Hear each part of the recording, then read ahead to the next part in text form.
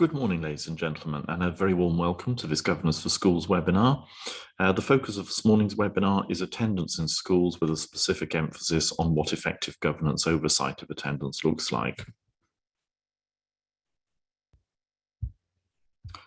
My name is Steve Barker, that's me on the left-hand side of the screen, and I'm joined by my colleague Linda Waghorn this morning, who's on the other line. Hi, Linda. Good morning, everyone. And Linda and I are here representing Better Governor, and if you've joined some of these webinars before, you'll know that we have a fairly regular slot with governors of schools, and we're delighted to be here this morning leading this webinar for you, And the focus of our webinar today is very much encapsulated with these aims on this next slide. What we want to try and do is first and foremost just put into a little bit of context what the role and also the responsibilities of school governance are with relation to pupil attendance. We'll reflect on some recent research that has actually been conducted by Ofsted, and also some new guidance that's been updated from the Department for Education as well. But as we try to do with all of our webinars, what we want to do is focus it on the role of governance and how we can help governors perhaps be better equipped to enhance their strategic overview, which of course is the position we should be in all of our schools. And we like to try and do that by also offering some questions as we go through the session that you might want to ask back in your school or in your trust, that hopefully not only deepen your own knowledge, but hopefully build on the collective knowledge of governors as well. So with no more ado, I'm going to hand over to Linda, who's going to talk to you about the first few slides. Over to you, Linda. Thank you, Steve. So I'd like to just shape a little bit of attention on why attendance, why now? Why is attendance under the spotlight at the moment? As Steve mentioned in the aims there, we're going to talk about a couple of pieces of guidance, Ofsted research document, which is done around the things that they have found as emerging themes from their inspection regime, and also the DfE is concerned enough about attendance to publish some new guidance at the beginning of this month. So why is it under the spotlight? Well, I think the background of the pandemic is a very obvious point to start, and at the point in which schools were fully reopened again to all pupils, attendance, certainly in the school that I'm associated with as a governor, was high immediately. Parents couldn't wait to get their children back into schools. Children were very keen to be in school and re-associate with their friends and their teachers. And in that initial period, attendance was high, but I think we probably all realised that some of the issues that had existed for some pupils and attendance before the pandemic and lockdowns were still going to exist afterwards. Currently, at the moment, we are still seeing spikes in COVID infection that are meaning that staff and pupils are unwell and therefore not in school. And certainly I know in Steve's school, infection rates put 34 of the children in the infant school out last week. In my own school where I'm a governor, my head teacher was out last week and the deputy head this week. But the other issues that have impacted in the area in which I live, and may be similar to where you are, we have had an outbreak of chickenpox, and that's across this whole region where I live, and that has put large numbers of children out of school. And again, an attack of the sort of infectious diseases that children pick up in normal times that they haven't necessarily got that resistance to because they haven't been in school in the same way in the last 2 years. So the sickness bugs and winter colds.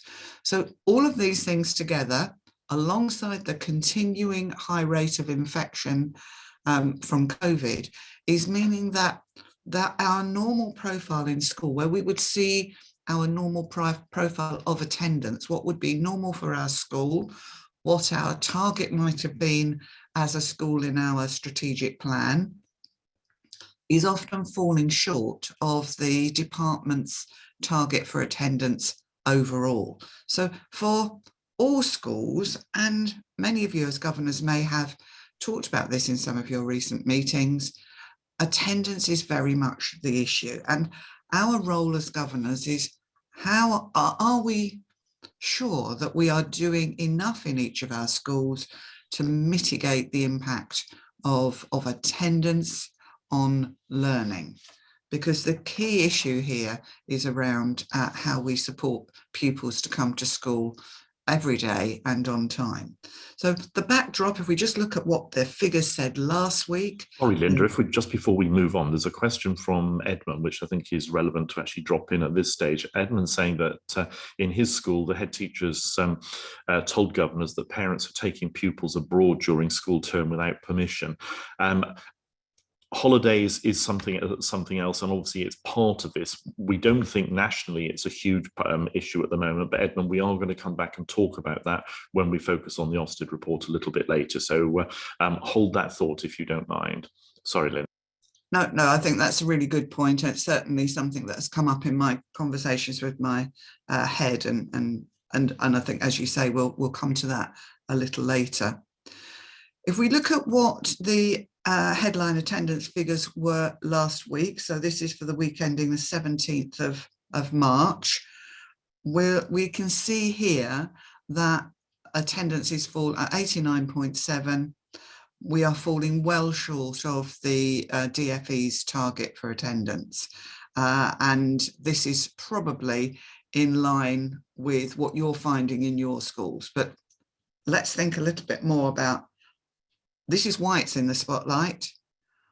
As governors, do we know what it looks like in our school, what the trend or pattern is, whether it's up or down? Because for many it will have been the impact of poor attendance for a variety of reasons, I think, has got worse in many schools, and certainly these headline figures are supporting that.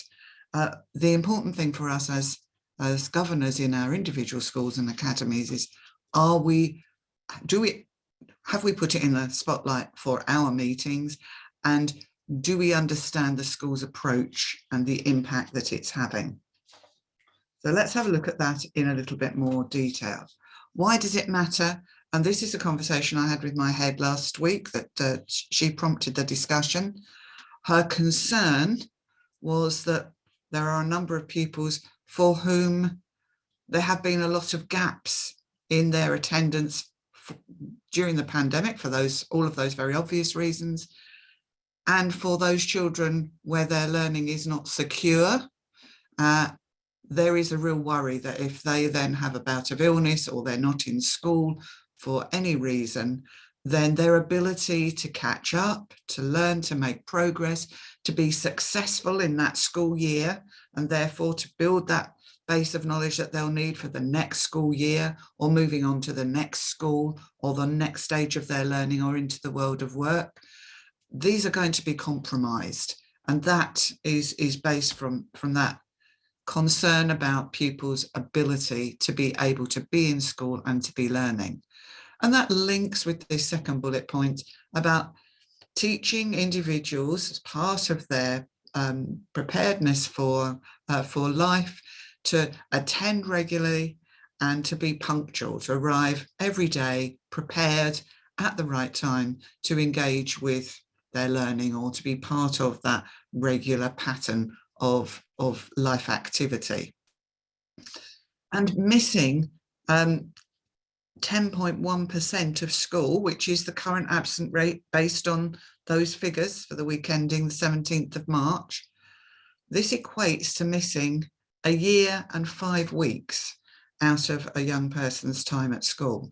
And when you add this together with some of the programs that are in place for our young people at school in enabling them to catch up with missed pieces of learning, or gaps that have opened up in their knowledge, or being secure in elements of what they have been taught, then there are some young people and pupils who are very vulnerable when it comes to attendance. And in fact, good attendance, good regular punctual attendance matters even more to those pupils, because their ability to catch up is already compromised. So what is our role as governors? And this is a quote from the Governance Handbook. And what this is saying is this is our strategic role. This is about being ambitious. We are looking at basing our ethos on that high expectations of everyone. And this, good attendance, particularly for our younger pupils, relies on the ability of parents and carers to support their children in getting to school on time every day. So this becomes a whole school community responsibility. Even though we might have an attendance officer on staff in school, promoting, having that ethos, having that culture of high expectation is shared by every single person who works or volunteers within that school, including governance. So this high expectation, expecting the best in terms of behaviour and progress, yes, we're talking about that, but this is also about having a high, that culture and a set of values underpinned by policy, process and procedure that ensures that our expectations about attendance are very clear to staff, to parents, to pupils, and that we continually reinforce those in all of the pieces of work that we do. Without good attendance, none of these expectations about having a successful organisation can have. So it plays a vital role in ensuring that every child is given the best possible opportunity to be successful during their time in our individual schools and academies. Just thinking about those opportunities that you're mentioning there, Linda, I think now's probably a good time to introduce Alistair's question. Thank you, Alistair, for the question. Alistair's asking, has there been any discussion about allowing those children who may benefit to repeating a year to do so, or is it mostly considered that catch-up can be sufficiently achieved through in-year additional learning and resources? I think certainly from my perspective, Alistair, I think it varies tremendously from local authority to local authority, or from academy trust to academy trust, as to what their policy is on this. Some local authorities don't like it, some academy trusts don't like it. And I think there is a general belief on the part of government at the moment that where we have got children with big gaps, and that of course some of those gaps may be due to poor attendance, others may be due to a whole host of those other factors that Linda talked about earlier. I think the assumption that government is making that there are additional funding streams and that schools should be looking to try and close those gaps in year. But I don't know whether you'd add anything to that, Linda. Yes, I think this came up a number of years ago when I was fairly early on in my governance at a school where I was chair. It was the opposite. It was advancing a student through year groups, and there was a lot of research to draw on then, and the indicators then suggested that although what we were trying to do would be putting the child at the centre, the outcomes for those children weren't always positive, even though it was done with the best intentions. And I think here I would support what you're saying when children are catching up. We already have pupil premium in place for a number of years to support the learning of children from disadvantaged backgrounds, which are often those who suffer most from gaps or security of knowledge as they move through the education system.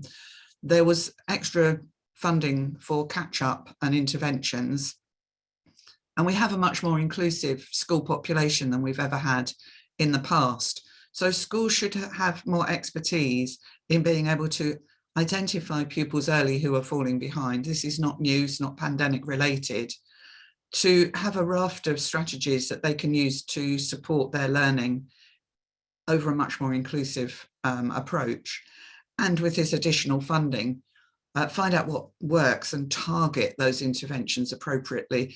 And the role of governance here is about measuring the impact of those interventions and the money that is spent both before the pandemic and thinking about our normal role with disadvantaged pupils and pupil premium, with children who have special educational needs and disabilities. This is about saying, what do we know? How effective is it in helping children to catch up? And if attendance is one of those areas, the child is simply not at school for periods of time, and so therefore unable to engage and be successful with these interventions and additional support, then we need to add that, tackle that as well. So I think from my own point of view, having been a governor for 20 years, I would say we should be trying to make sure that children remain with their peer group and are provided with the support they need at the earliest possible point at which it is identified. So I don't know if there's any follow-up on that, but if not, I will move forward. And really what we're concentrating on here is about our role as a governing body. This is not new. The law has always required a child of compulsory school age to attend school on a regular basis. There's been guidance in place for many years around those expectations. It's enshrined in regulation and law. Therefore, this is a compliance issue for governors. We have always collected and looked at and talked about attendance in our board meetings. We have a target for attendance each year, and we always look at what that profile in our school is telling us about our school community. And hopefully in your board meetings in the past, you will have talked about those things that are in place in your school that support good attendance. And so this really is just reminding us that attendance has always been on the agenda and that it is a compliance activity. The spotlight element of attendance is because of the recent big dips, significant dips in attendance. And so the DfE and Ofsted have responded with two different sets of guidance. And first of all, I'd like to talk about the departmental guidance. This was published on the 3rd of March, and it has two main themes. It's not a long document, and it has two themes. So the first theme is very much that realm of strategy, our focus as governing boards in thinking about what is it that is in place in our school in terms of our culture, our ethos, our expectations. What is the attendance strategy for the school? What is in place? What are our expectations? How are they communicated? Do parents and carers know? Do pupils know what the expectations are on them? And it includes a particular strand about governance having an accurate view of school attendance and how they understand and engage in any escalation procedures where there is a role for governance to escalate in accordance with an attendance strategy. And then the rest of the document is talking about shared practice. So there are a variety of different suggestions of actions that can be taken by different elements of the school community, from the school staff to pupils, to tutors and parents, and to other agencies that are involved with pupils in terms of their wider aspect of their life, social workers and even the local authority. So these are actions, they are operational suggestions, and therefore to support schools in thinking, have we tried these things?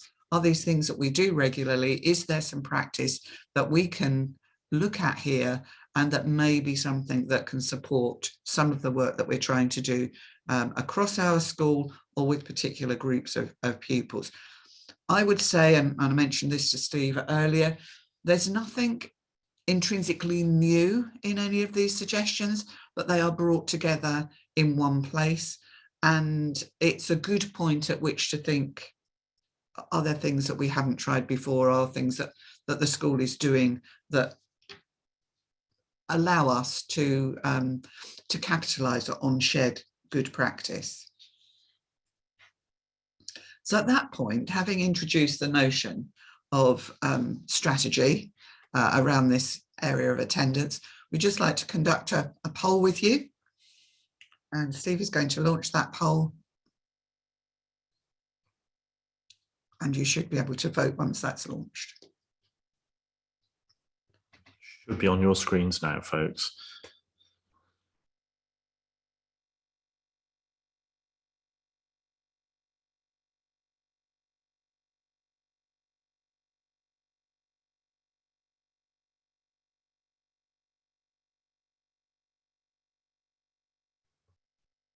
Okay, we're up to about 85% of you voted now. So if you could cast your vote if you would like to, we're going to close the poll in just a couple of moments. So now's your last chance if we could ask you to, please.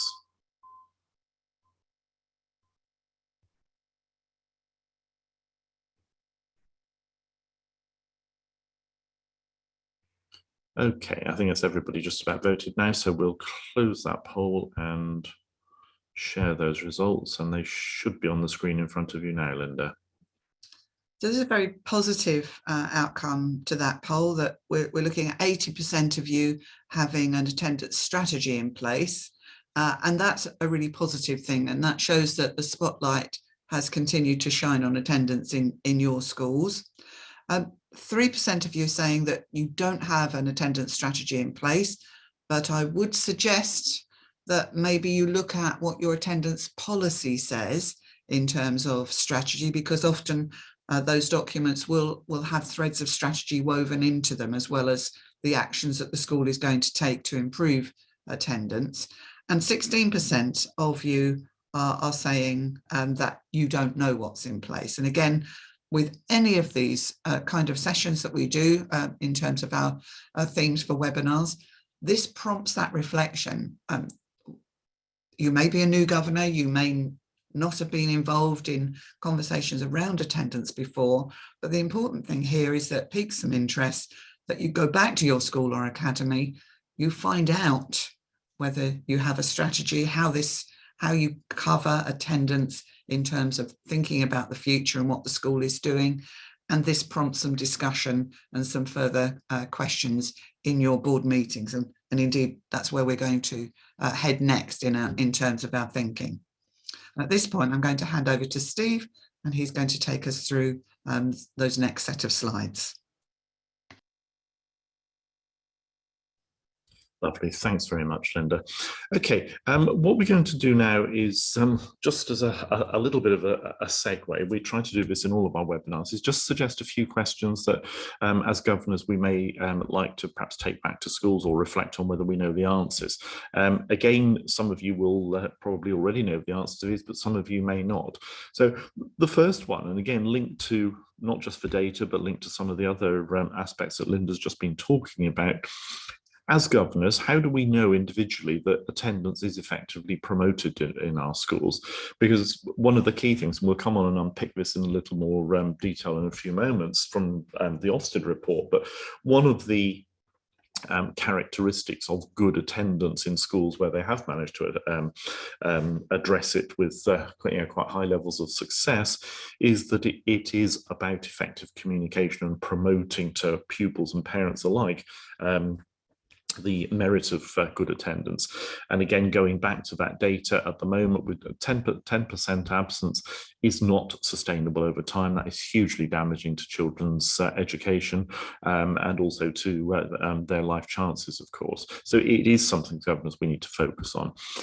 We need to reflect on, is attendance coming up on our agendas in our governing body meetings, or if it's delegated to a committee, that's fine too, but is it something that we're discussing on a regular basis and not just looking at the hard numbers? Are we looking at what makes those numbers what they are? We've told you what the national picture is. Linda's given you a little bit of an insight into the context in her local area. It's very much the same where I am at the moment. We've got lots of illness. Many of you have mentioned on the question panel staff absence as well. That is having an impact, but obviously we're focusing on pupil absence in this webinar today. And as governors, we need to actually think about, do we know enough about what the current numbers in our schools are, if you want to compare to the national picture, that's fine. But the most important thing is, what are we doing about it, of course? And part of that is actually recognizing what our attendance context is right now, and whether it's COVID or whether it's chickenpox or any other local outbreaks of viruses, infections, etc. What difference is that making? What impact is it having on attendance in our school or in our trust at this point in time? So some of the actions that school leaders are taking to actually address attendance, and again, this is just coming back to the DfE guidance document that was published on the 3rd of March that Linda mentioned just before the poll. Some of the things that the DfE is suggesting that school leaders should be focusing on, and they've got actions for school leaders, and as you said, the second bullet point is aimed at individual teachers. But as far as school leaders are concerned, there are a whole list of actions, and as Linda mentioned, many of these are actually quite operational, so we're not going to rehearse them all with you as governors this morning, but certainly they are the sort of things that we might be asking questions about. Well, what's the school doing in terms of leadership, head teachers and other senior leaders to promote attendance for all pupils? Do we have enough of that messaging, that communication that makes clear that our expectations are very high? And again, thinking about the question earlier about some parents and carers taking holidays, is that actively discouraged? Are people marked down as unauthorized absence where necessary? Are schools following through with the penalty notice system, etc.? Because still there is evidence to suggest that a lot don't. And that's about how we promote that culture that every day missed is a day missed forever. This is about how we value learning, how we value education. DfE is also very keen, of course, to focus on those who are at risk of becoming persistent absentees, or those who are already within that category. Persistent absenteeism is anybody who crosses that 10% threshold.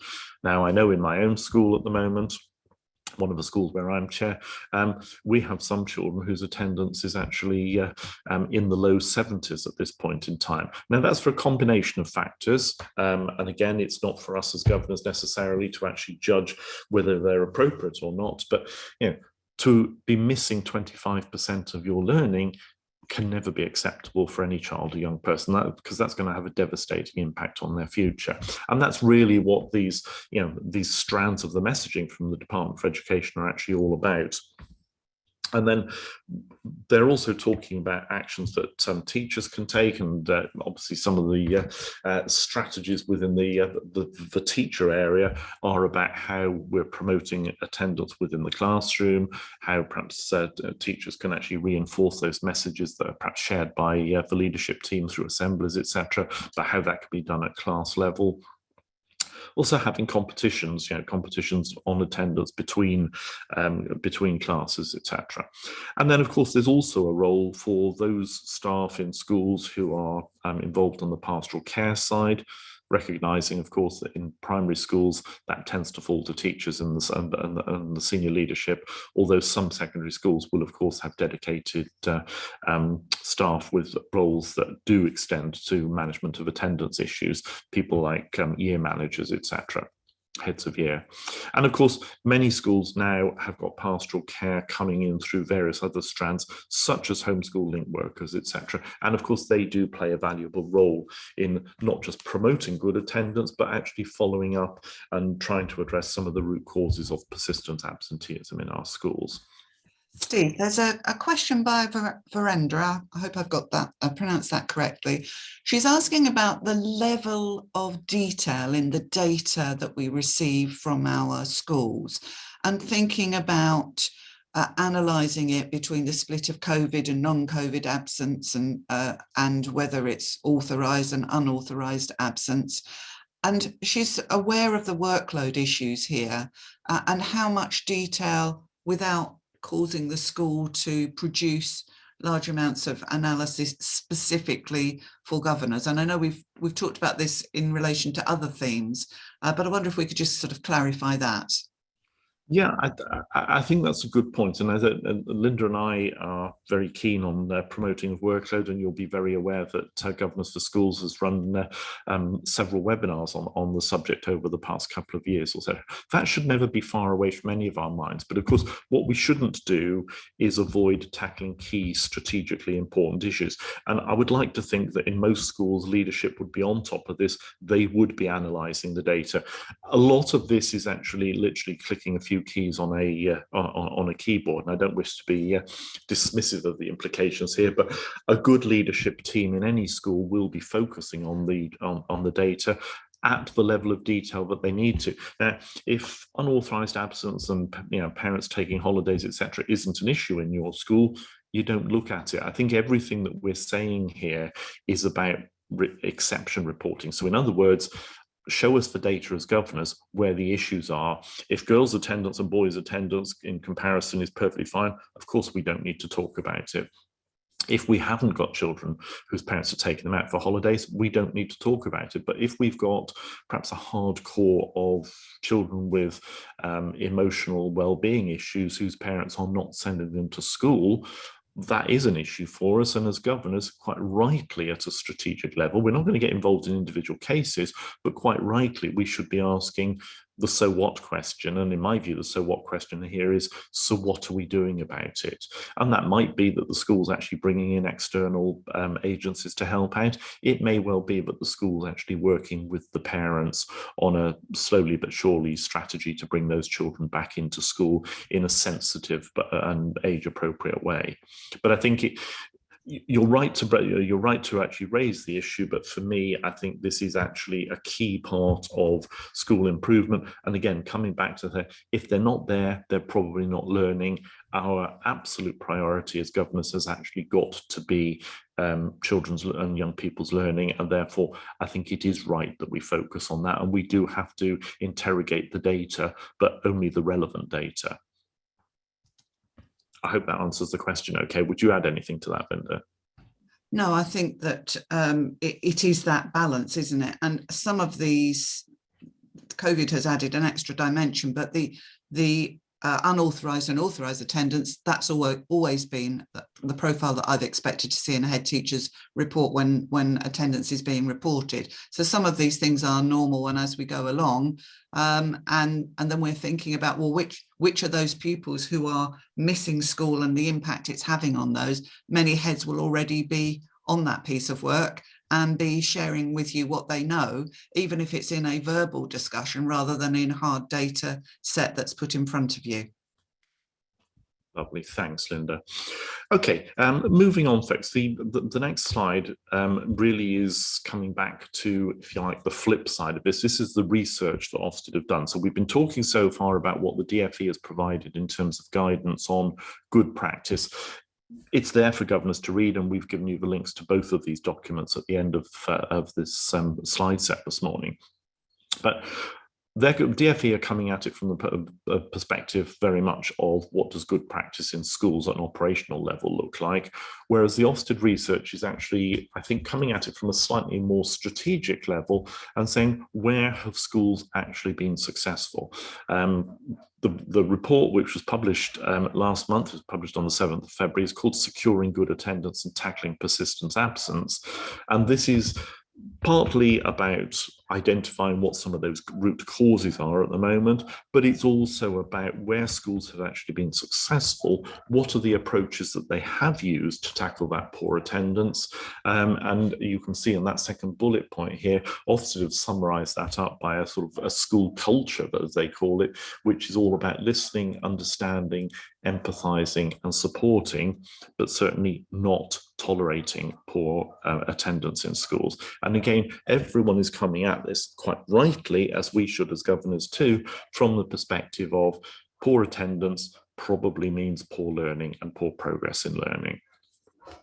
So Just wanted to give you a little bit of a recap on this this next slide here about what Ofsted said in terms of what some of the issues are. And I know one or two of you we have had a lot of questions this morning on the panel, so thank you for those. Apologies if we haven't actually attended to all of them yet. We will try and do that, but if we don't, what we'll do is get back to you individually after the event with some specific answers. But I am aware that quite a few of you have talked about pupil anxiety, pupil mental health issues, etc.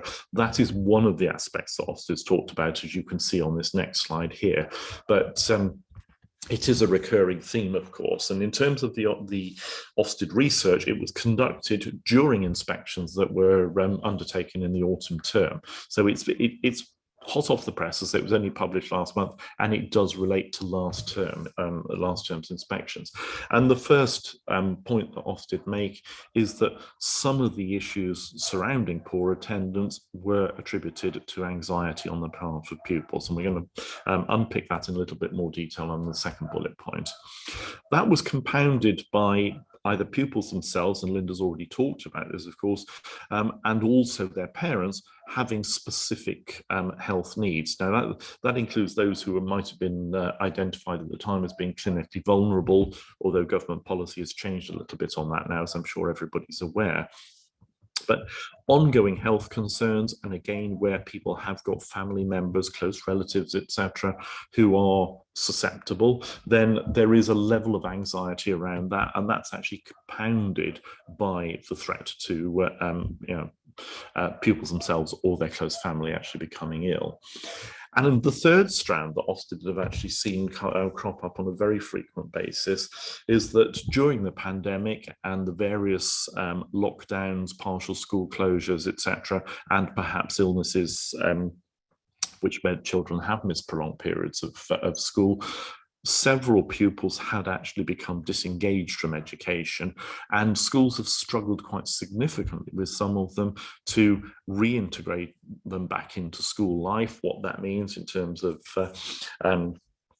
all of the expectations and perhaps some of the, not barriers, but some of the constraints that are actually put in place in terms of behaviour, punctuality, ongoing attendance, dedication to work, etc. So all of those are things which Ofsted are picking up from conversations with school leaders and possibly from conversations with us as governors as well in schools last term. And then specifically, the second bullet point here comes on to talk about those aspects specifically relating to pupil anxiety and concern. And again, we've got this issue of other family members being ill or pupils concerned that this might happen. And this is something that's been most perhaps prevalent with younger children who perhaps have seen a lot of things on the news, in the media generally, heard people talking about it, possibly had family bereavements of grandparents, older relatives, etc.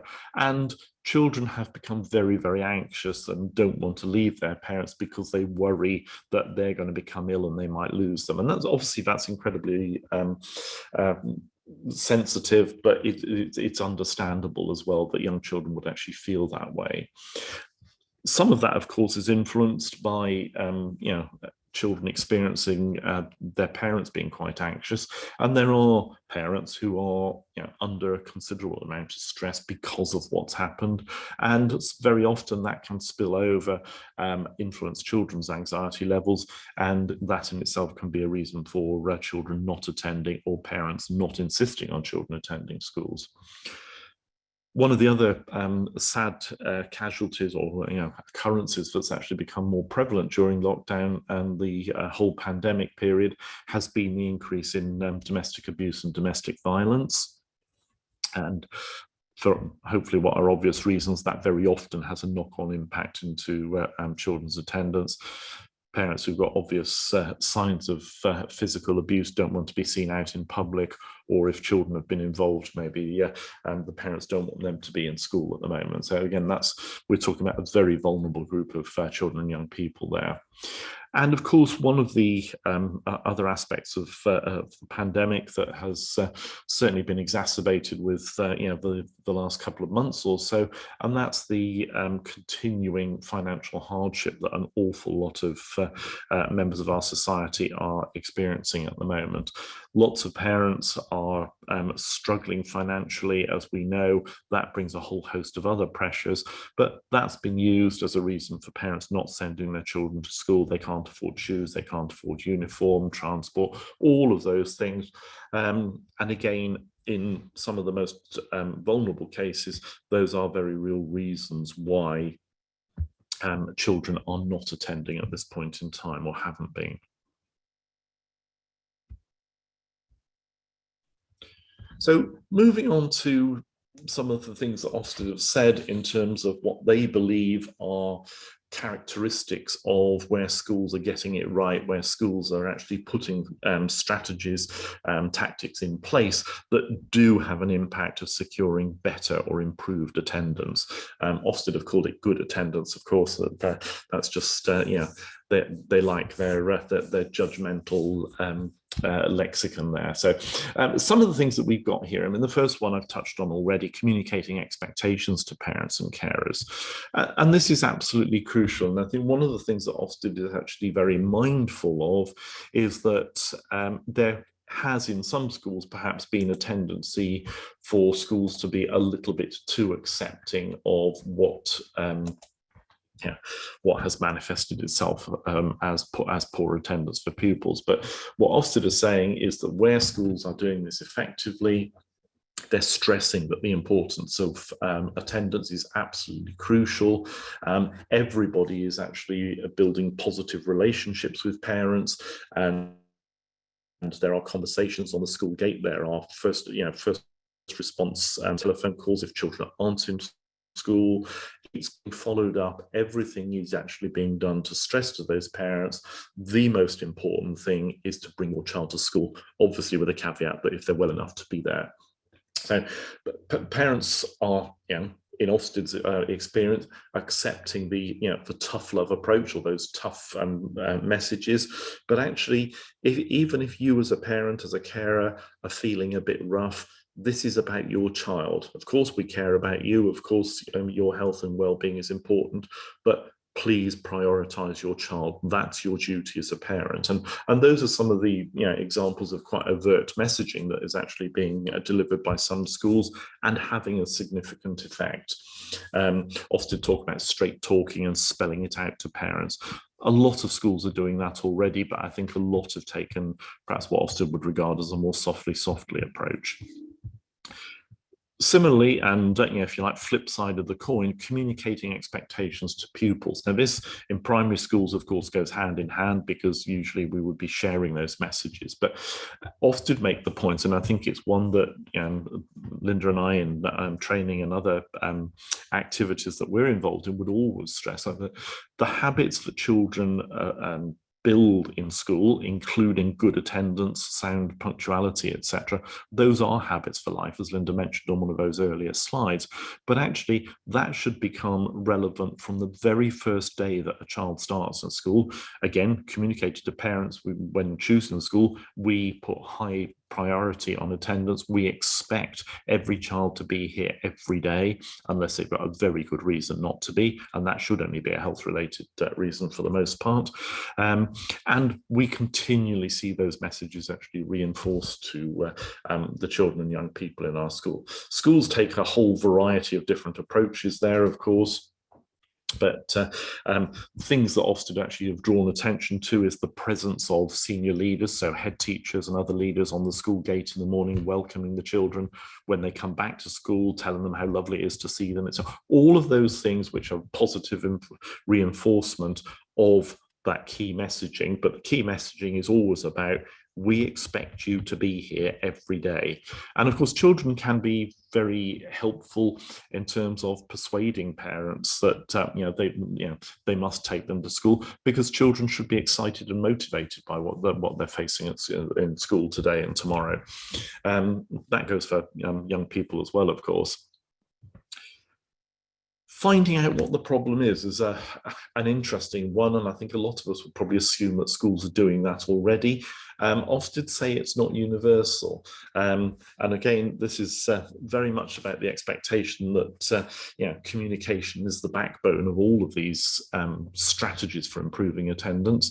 But what Ofsted have said is that very often, there is a cause that actually perhaps has been reported, but schools that are most effective in tackling issues actually dig beneath that. They talk to the children, they talk to their parents, and find out what is the real issue here. Is it about illness, or is it about some other aspect? And of course, some of the things that have been highlighted by Ofsted is, problems actually within families. So if there's a problem with let's say an older secondary age pupil who's become disillusioned for whatever reason with school, they're not attending, that tends to have a cascade effect on younger pupils as well. And you suddenly find yourself in a situation where no children, no young people in a family are actually attending. Again, tackling. Sorry, Linda. I just wanted to add there that in terms of communication, the DfE guidance booklet has a whole section on relationships and communication, and this links back nicely with some of the comments you made earlier about safeguarding. As if pupils are not in school, we do worry about where they are and how safe they are, but this is about building those relationships, school to parents and carers, school to students if they're older, and understanding what their lives look like. And that may be because we've got attendance officers, or we've got other pastoral staff that do those pieces of work, but having good relationships with parents and carers, having good relationships with their families and the circumstances, knowing what those challenges are for them, that allows some of the individual work that may improve attendance to take place as part of a continuing conversation or relationship, when often that's all that is needed, rather than the use of any greater pieces of particular actions or work at school level. So there's a real focus here, and if we get relationships right, then we can understand what the challenges are and help to support that at an early stage before it becomes persistent. Absolutely. And of course, that leads very neatly into the next one about having the right people in place. And I should just say here, there is a lot of really helpful, valuable information in this Ofsted document. We've given you the link for it. I'm not going to, time-wise, we haven't got time to talk about every single strand of it this morning, but I would certainly advise you to actually have a look at that. But one of the other areas that Ofsted have highlighted is where schools have actually got who they believe are the right people in place. And that doesn't mean to say that we have to stretch our school budget by recruiting somebody specifically for this, although of course a lot of secondary schools do that. But in primary schools, it's very often perhaps either the class teacher or possibly a teaching assistant if one is present, just having somebody who can have that quiet word. And it might be a quiet word about punctuality, because of course, don't forget that's part of attendance as well. If you've got a child that's persistently late every day, they're missing out on valuable learning time as well. And it may just be about having a quiet word, sometimes with the child, sometimes with the parent or carer, but having somebody who actually takes that on as their responsibility to do that has led to some very real successes in turning around poor attendance. And of course, poor attendance very often tends to be forming a particular pattern, and it's important that schools are actually spotting those. And again, coming back to the workload issue that was mentioned quite rightly a little while ago, one of the things that perhaps some schools are not doing at the moment, and yes, it is extra work, but it's probably extra work that would be incredibly valuable in terms of its impact on children's learning, is to look at where we have children who perhaps in that category, those who are at risk of becoming persistent absenteeism, to look at if there's any pattern there. A lot of children have regular Monday and Friday absences. Those are the sorts of obvious patterns that we might want to be looking at. Are there patterns of absenteeism that reflect priorities in the curriculum, for example? Have we got children who don't like a particular day because it's PE day or because it's writing day or whatever it happens to be? There's a call. There's a call there for help, and there's something that the school can do in terms of an intervention and response there. Whatever the school's doing, of course, should always reflect the importance of ambition. And ambition, of course, ambition relating specifically to attendance. The 100% attendance is the ultimate ambition, of course, but it's that ambition about valuing learning that we want to instill in everybody. There is a role for governors, and again, this has been highlighted by Ofsted in their report. And this is really about coming back to what we said in those questions before. Firstly, putting it on the agenda, but sometimes in some schools, and again, I've talked about this before, the secondary school where I'm chair. One of the things that we do is, and we've done it for many, many years, way before the pandemic, we've had governance attendance panels. So they're not legally constituted, of course they're not, but it's just another strategy. And it's seen as a way of where we've got youngsters with particularly poor attendance levels saying, look, this matters and it's so important. This is going to a governance panel. You have to present yourself with your parents in front of this panel. And it's just a way of being seen to escalate it. There's no consequence in terms of sanctioning them, but it's just a way of raising the profile and giving the school the opportunity in quite a formal setting to stress the importance.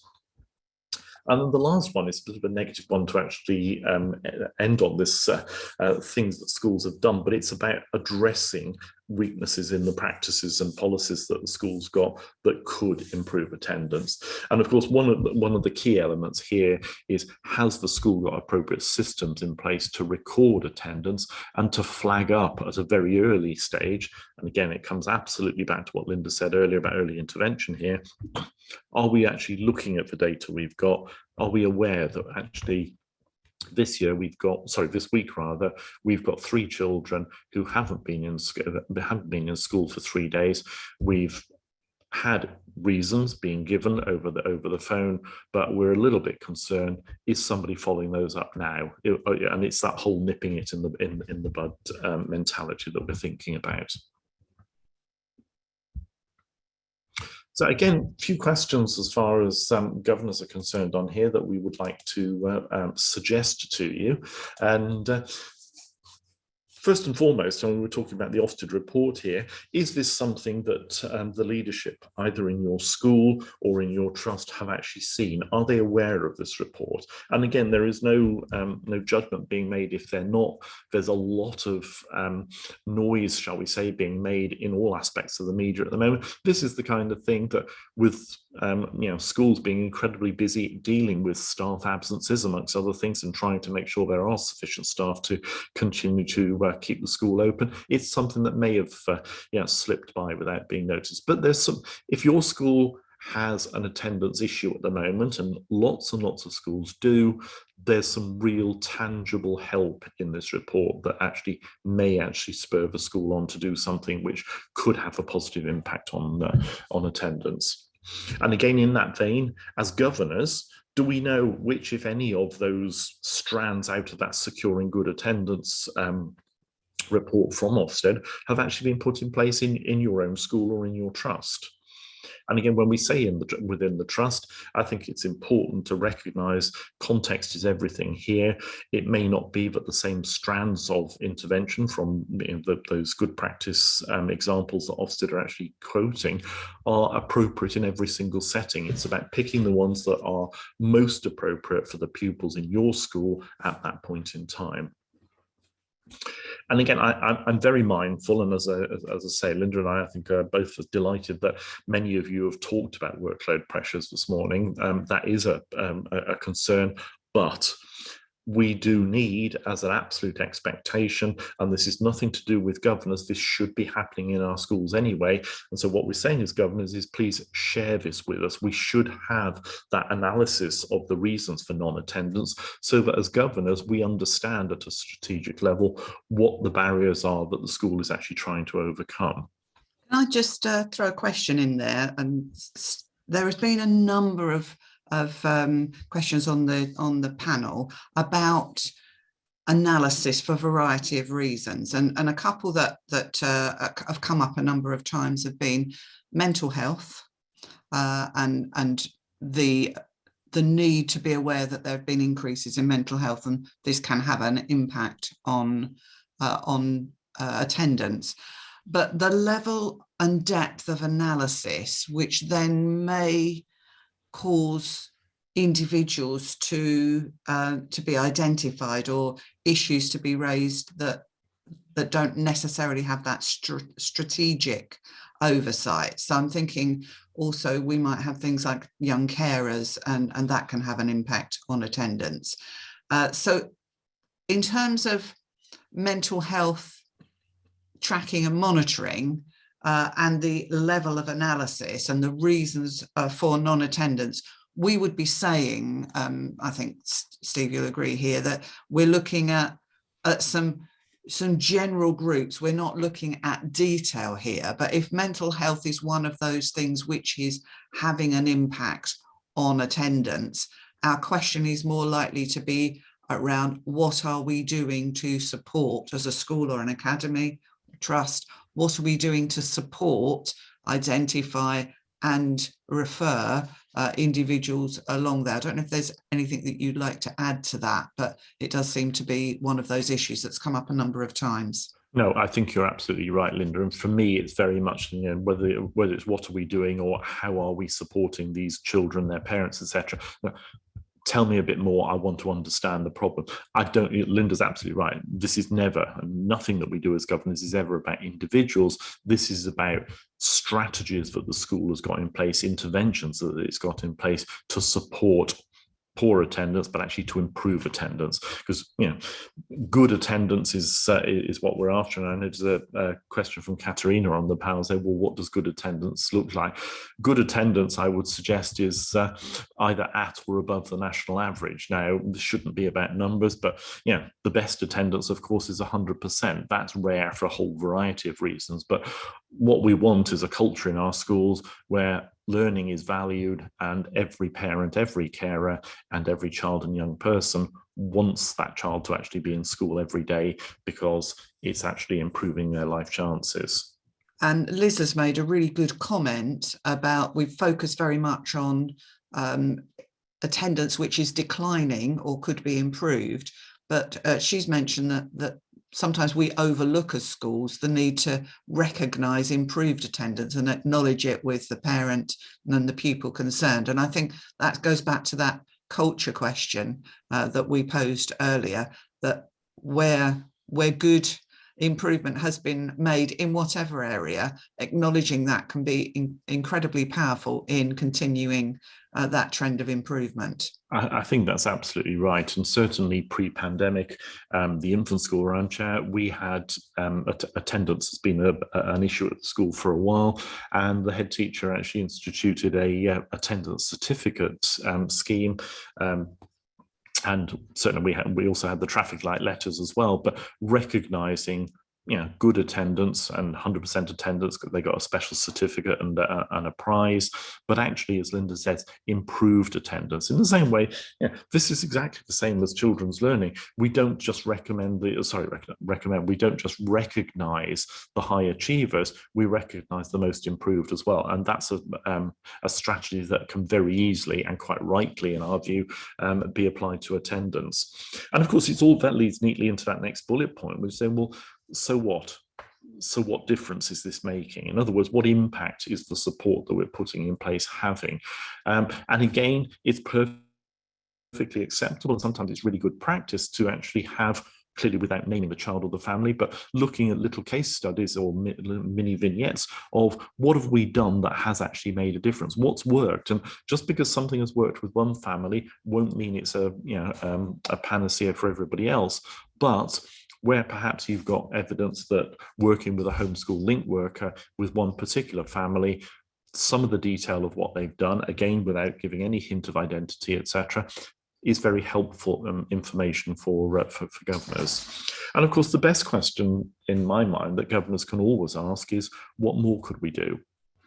What more could governors do to support improved attendance in the school? What more can be done by the school that governors can actually monitor in terms of those improvement strategies? And that brings us to the end of what Linda and I wanted to actually share with you this morning. I don't know whether we've got any questions on the panel that we haven't responded to yet, Linda. I know you've been scanning through those. There's one about the issue of penalty notices, the penalty charge notices for unauthorised absence. That's been mentioned by a couple of people as we've gone along, and the use of those, and does it have to happen, and is it, if it's in your school policy. There is an expectation by the DfE that schools do issue penalty notices. It shouldn't be the first resort, but there is an expectation that if improvement isn't made through the other measures that the school has in place, and that we, after continued absence that we've had in case of the pandemic, we're looking at things like holidays not being authorised because attendance hasn't been possible to be high for some parents. And I think we're going to see this as a continuing issue, and the expectation is that penalty charges are used in those cases. Don't know if you want and again, to it's part of that communication as well, isn't it? That parents realise if you elect to take your child or young person out of school, there are consequences, and that's all about establishing that culture where we prioritise it. Well, look, if we haven't answered your questions, we do apologise, but so we will go through all of the questions that are remaining on the panel and get back to you individually if we've not answered. But just to say thank you very much indeed for joining us on this session this morning. Those are the references that we've given you, so they're in the handout that you can actually download for all of the documents that we've talked about. And just to finish off by saying thank you very much indeed for getting up early and joining us this morning. Enjoy the rest of your day, and we look forward to seeing you again at future webinars. Thank you very much. Thank you. Goodbye. Bye-bye, everybody.